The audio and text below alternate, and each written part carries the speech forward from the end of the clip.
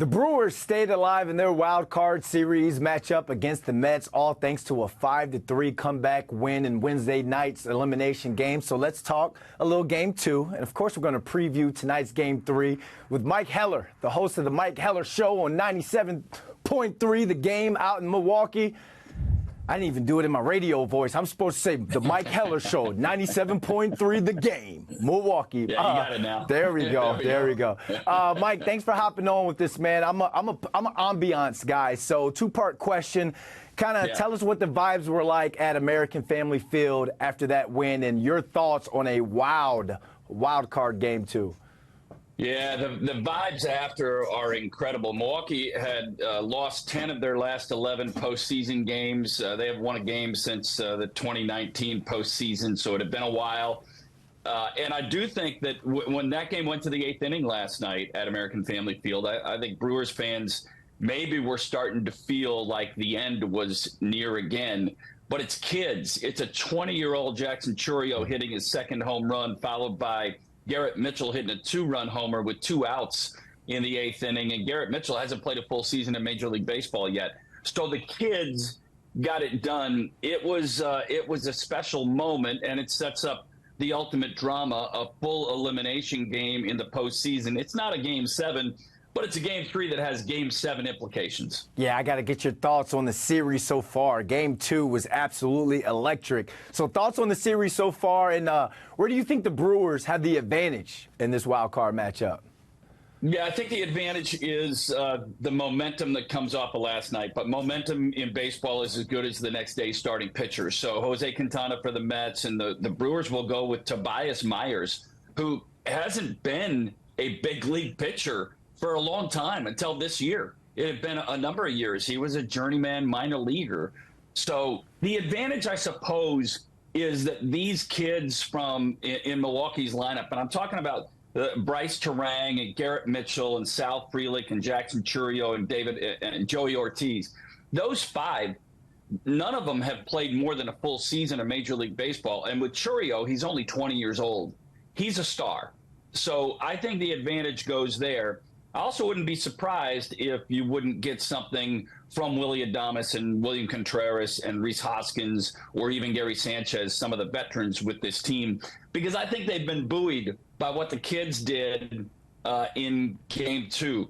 I think the Mets also had their chance to seize it. They're 3 outs away from getting to Edwin Diaz in game two, which likely would have closed it out and advancing for that much wanted for them series against the Phillies.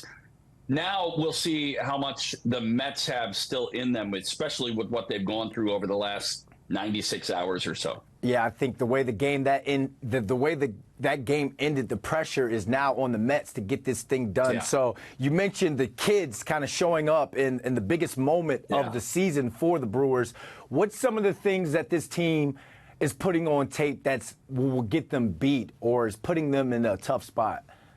Yeah, one of the things that they haven't done poorly all season is play defense, and they've played shoddy defense specifically from the pitcher's mound in not covering first base in game one, in dropping a ball covering first base in game two. That's an issue. The Brewers are also, they've used everybody. Last night they went to the bullpen again in late in the fourth inning. The night before they went to the bullpen in the fifth inning. So they've used all their guys. They do have a very deep, strong bullpen, but it's going to be a little bit taxed. Everybody's available as for both teams, right? Everybody's available in an elimination game as we have tonight in Milwaukee. But the Brewers have been so good defensively and so good running the bases. I would add that, Brandon, because I think Milwaukee had stolen 17 bases against the Mets this year in 17 tries. And in the first two games of the postseason, they're 0 for 1. They got thrown out trying to steal a base later in the game last night. So the Brewers have to do a better job of the running game, and the pitching that has been so good is going to have to hold up, and the defense, which has been missing a little bit in games 1 and 2, is going to have to be flawless. All right, we got game three going down tonight. Is win or you headed to Cancun. No team in the wild card format era has come back down 0-1 to win a series. I got that from your video last night. I also saw how you said whoever wins game two wins the series, and you're standing by your Yeah. statement. So what's the keys for the game for the Brewers to move on and make you right? Well, it's going to be Tobias Myers for the Brewers if they're going to win. This kid, and he's not really young, but from major league experience, it's been a while. This year, he's been very good. Until this year, he wasn't with anybody. So Tobias Myers is where it starts. And for the Brewers, those young guys again, Bryce Terang, Jackson Churio, Sal Frelick, Garrett Mitchell, and I don't know if Garrett will start. Those kids are going to have to do it. But I even said this before game 2. I thought that the big boppers for Milwaukee, and I'm talking about Contreras and Adames and Rhys Hoskins, somebody in that middle of their lineup is going to have to produce. And through 2 games, they haven't. It's been, they lost, obviously, the Brewers did game 1. In game 2, it was all the youngins that did the work. Yeah. So I think if the Brewers are going to win tonight and advance to take on the Phillies, it'll have to come from, I think, in part from the middle of the lineup, but don't put it by the kids. And the Mets are really good. Listen, they've taken punches all season long and gotten up off the deck. Both of these 2 teams have. They will both fight. And who's got more fight left in them tonight, we're going to find out.